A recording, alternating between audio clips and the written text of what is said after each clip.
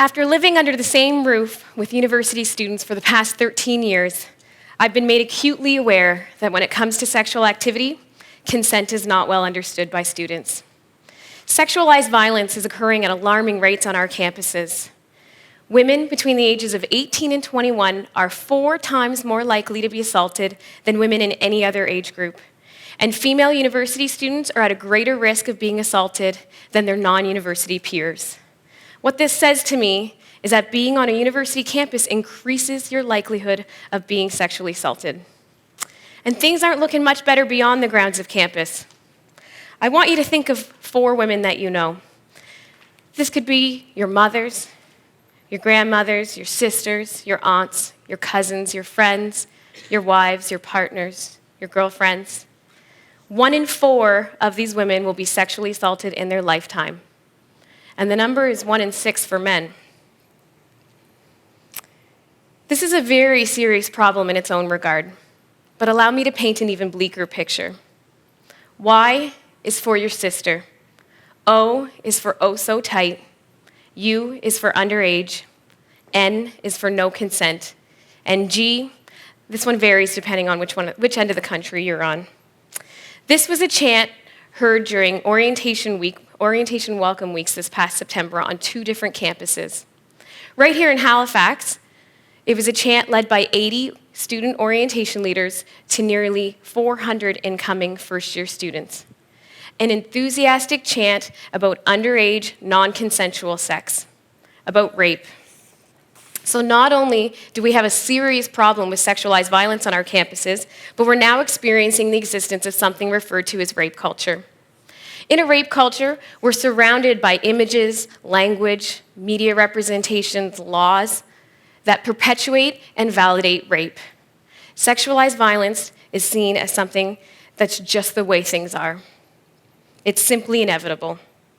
Combine this with a sexualized campus climate, an abundance of alcohol, a cohort that's likely away from their family for the first time, their parental guidance, and people are starting to understand that we're dealing with a problem that requires urgent attention, discussion, and exploration, not ignorance and excuses. But there is good news. We are dealing with a population that is totally able of fixing this problem, and people are starting to take notice. So what did happen on our campuses? How did we get to a point where rape became something to be chanted with pride on the day that we welcome our newest scholars to campus?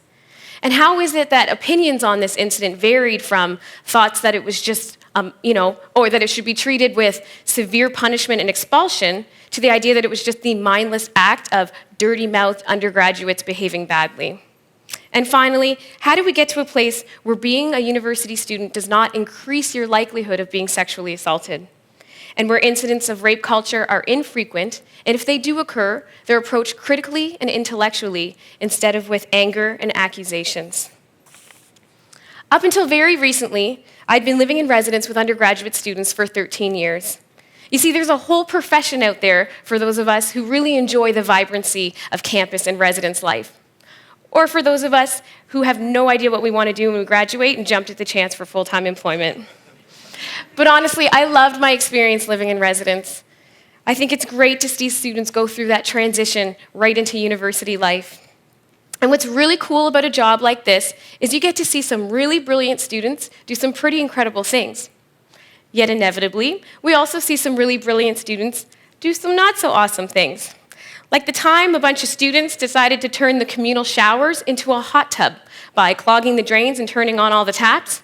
You see, a bathroom like that is not designed to hold that much water weight, resulting in a gaping hole in the floor, substantial water damage to the hallway below, and a very cranky residence life manager making late-night phone calls to carpenters and plumbers and waking up their equally cranky wives.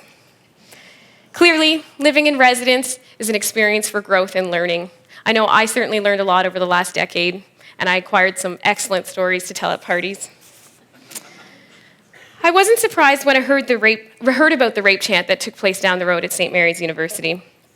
Over the years, I've witnessed many examples of a sexualized culture and a rape culture amongst the students. For example, it's not uncommon to hear students refer to themselves as having been raped when they face something challenging, be it an exam, a workout, or a meeting. I just got raped by that exam is one I've heard too many times to count. And what about hashtag rapeface? So hashtag rapeface is connected to photos of people making awkward or weird faces. But really what it refers to is the face of a perpetrator before they're about to sexually assault someone. There are thousands of photos on social media with hashtag rapeface. This is rape culture, as if rape is something so normal and so common that we can just joke and laugh about it. This was particularly evident to me during a residence hockey game between two rival residence houses at another university in Nova Scotia. On the day of the game, students would make t-shirts and posters that would promote their own team and put down the opposing team. One woman was seen wearing a t-shirt that proudly proclaimed, "Not enough roofies in the world would get me home with a Burke guy," Burke being the name of the opposing house. Or the student who carried around a pillow with a homemade pillowcase that stated, "Bite down, Burke, Mac is coming in dry." I decided then and there to start calling this behavior for what it is. These students were using references to date rape, drugs, and violent sex to promote their own team at a charity hockey game. And although these are only a few examples, I could share a lot more, we know these incidents are occurring across the country. Very recent examples include the Memorial University engineering beer mug given to all engineering students, which featured a woman suggestively posed with the words, "If she's thirsty, give her the D," D referring to a slang word for penis. Then there was the songbook, discovered very recently at McMaster University, among the engineering society, a group called the Red Suits. They're like a spirit squad of sorts. It's not exactly clear how widely this was distributed, but just the fact that it featured songs such as "Knock Knock Gang Bang" and "Orgies Make the World Go Round," it elicited some concerns. It's very spirited indeed. This book contains a song that has such violent, masochistic, and horrid references that it came with a disclaimer. And it says, "We must warn, there's no good place to sing this. People will be offended. The contents of this next page includes bloody rape, murderous incest, child mutilation, and fetal ingestion at the very least. Proceed with caution." It continues, "The text that follows is small for a reason. If you're willing to read it, you might just have as much fun as we did writing it." And I think this illustrates a very important point. It's very easy for people to suggest that this is just a few bad apples participating in these incidents, or that it's just chalked up to the typical student experience of testing boundaries and creating something simply for its shock value. And yes, this is certainly part of it. But there's also the part about indifference that I find so deeply concerning.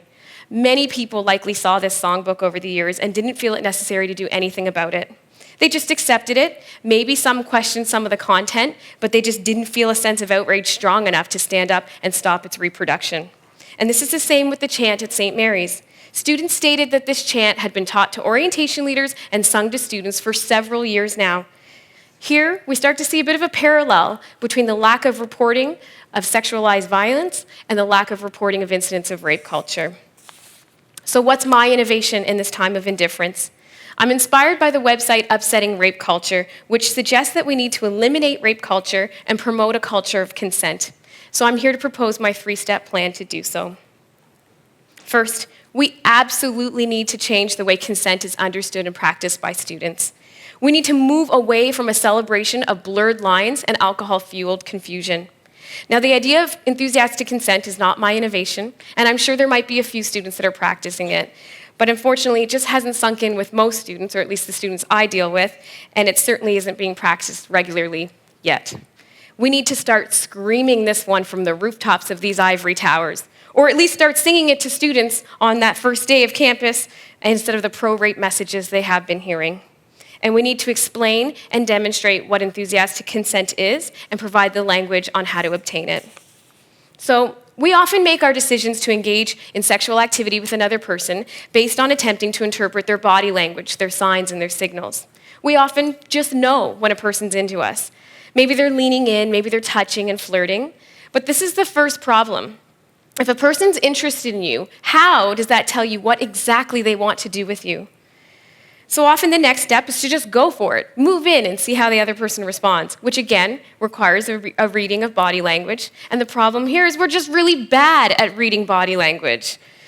So you get a good signal from the person. What does that mean? Does it mean keep going? Does it mean that's good but that's enough? Does it mean I don't want to go any further?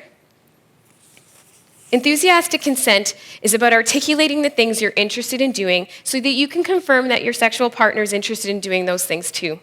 And it can be really fun, and it can be really exciting, and it can actually be really sexy. Maybe a little bit awkward, but mostly really sexy. It's a person saying, I really want to do these things with you. What do you think? And hopefully the other person responding with a big fat, oh yeah.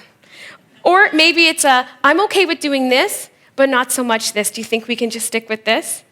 Or maybe it's even, nope, that's not going to work. Ouch, it hurts, right? But not as much as it hurts to know that you might have done those things anyway without knowing that the other person wasn't into it. Why is it that we're okay with doing all these sexual acts, physically doing them, but the thought of talking about them first makes us feel awkward and uncomfortable? We need to start making consent a part of our foreplay, something that introduces all sexual activity. This becomes just the way things are. Now, there's one complicating factor I haven't addressed yet, and that's what happens when one or both parties are intoxicated. According to the law, an intoxicated person cannot provide sexual consent. They just can't. So we need to make it perfectly clear that engaging in sexual activity with someone who's intoxicated puts you at risk of sexually assaulting someone. We need to understand that alcohol and sex are risky combinations. And I mean understand it in a way like we understand that alcohol and driving a car is risky. We've determined that beyond a certain level of intoxication, it's not okay to drive a car. Do you think it's possible that we could approach sex in the same way? I think it might be a good start. There are still many people who drink and drive, but it is generally accepted in our culture that it's not okay to do so. And I know this is going to be a difficult step since alcohol is often used to lower our inhibitions, take the edge off, set the mood, but it just has to be handled with so much caution. A student once asked me, okay, so what do? You're with someone, they're super into you, they're saying yes, and they're intoxicated. And I know what my response would be. I really want to do these things too, and I can't wait till tomorrow when we can do them all day long. Step 2 is to simply keep on addressing instances of rape culture, and thankfully, this one's well underway. Every day, I'm reading about new examples in the media, but this is okay because it means more people are coming forward. But there's still a lot of work to be done. We need to tweet, we need to Facebook, we need to Instagram our discontent over incidents of rape culture and start applauding the use of enthusiastic consent. It's about challenging media representations that are harmful, such as the article posted just over a week ago by Margaret Wente, Globe and Mail columnist, who suggests that rape culture is manufactured and the phony rape scare is based on inflated statistics. Margaret, I invite you to come live with students for 13 years or even 13 days and see if you still feel the same way. Lastly, we need to start talking more openly about sex. We live in a climate saturated by highly sexualized media content, yet we still have a tendency to respond to sex with Puritan discourses of modesty and morality. Ending rape culture and critiquing sexualization of culture shouldn't be about sweeping anything related to sex under the rug. It's exactly the opposite. It's bringing discussions of sex and sexuality to the forefront. It's introducing it in school curriculums at an earlier age, appropriately, of course, and it's providing families the resources to have productive conversations about sex. It's making it okay to talk about sex, but not to reinforce sexism. In the words of one of my favorite authors on the sexualization of culture, it's about being sex positive, but sexism negative. Knowing the difference between these two might be difficult, but I definitely think it's a chance worth taking. So I have a request.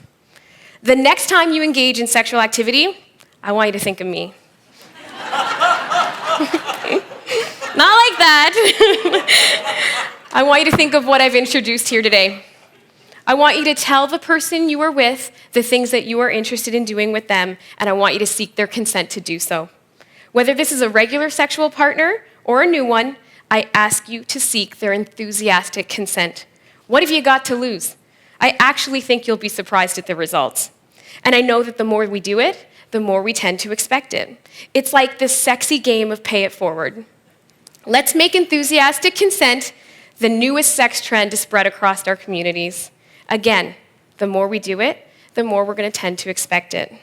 So, in an effort to keep the dialogue about sex nice and open, I encourage you to do it, and feel free to tweet at me with the results, at least so that I can live vicariously through you. Thank you.